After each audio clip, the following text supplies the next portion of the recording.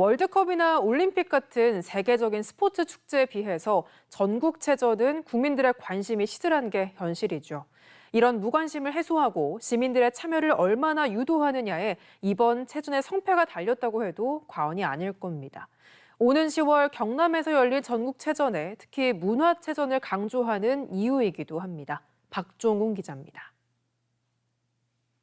오는 10월 전국체전과 장애인체전의 주 경기장인 김해 종합운동장입니다. 이 경기장 하나를 새로 짓는 데만 국비 200억을 비롯해 도비와 시비 등 1,800억 원이 넘는 예산이 투입됐습니다.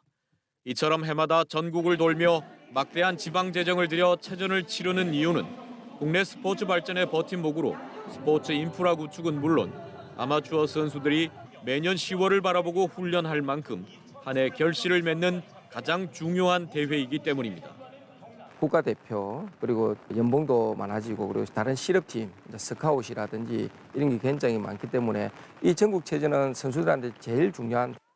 그러나 국내 최대 스포츠 잔치라는 말이 무색할 정도로 국민적 관심이 시들해지면서 여러 시도가 대회 개최를 꺼린다거나 경연제 개최 얘기까지 공공연히 나돌 정도로 전국체전도 달라진 시대에 맞게 변모해야 한다는 목소리가 높습니다. 역사, 문화, 예술을 접목한 스포츠 행사로 성화시켜 나가야 한다고 생각을 합니다.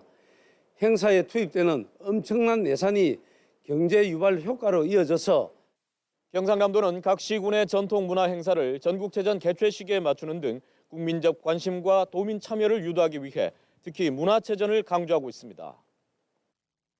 서울예술단을 비롯한 국립예술단체의 공연을 비롯해 개폐회식과 주 경기가 열리는 김해에선 가야고분군 유네스코 등재 1주년 기념 행사 등 다양한 문화 행사가 준비 중입니다. 16경기를 치르는 김해를 비롯해 나머지 도내 전 시군에서도 많게는 9개까지 종목별 경기가 분산 진행되면서 경남을 찾는 전국 선수단에게 각 지역의 볼거리와 즐길거리를 알릴 수 있는 절호의 기회로 살릴 수 있습니다.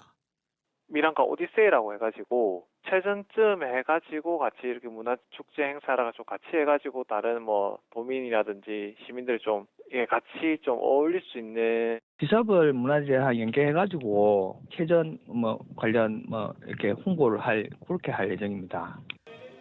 지역의 고유한 문화예술과 체육이 결합한 문화체전이 국민적 무관심을 누그러뜨리고 새로운 체전 문화를 만들어 나갈 수 있을지 2만여 명의 선수들이 찾을 10월 경남 전국체전에 관심이 모아지고 있습니다.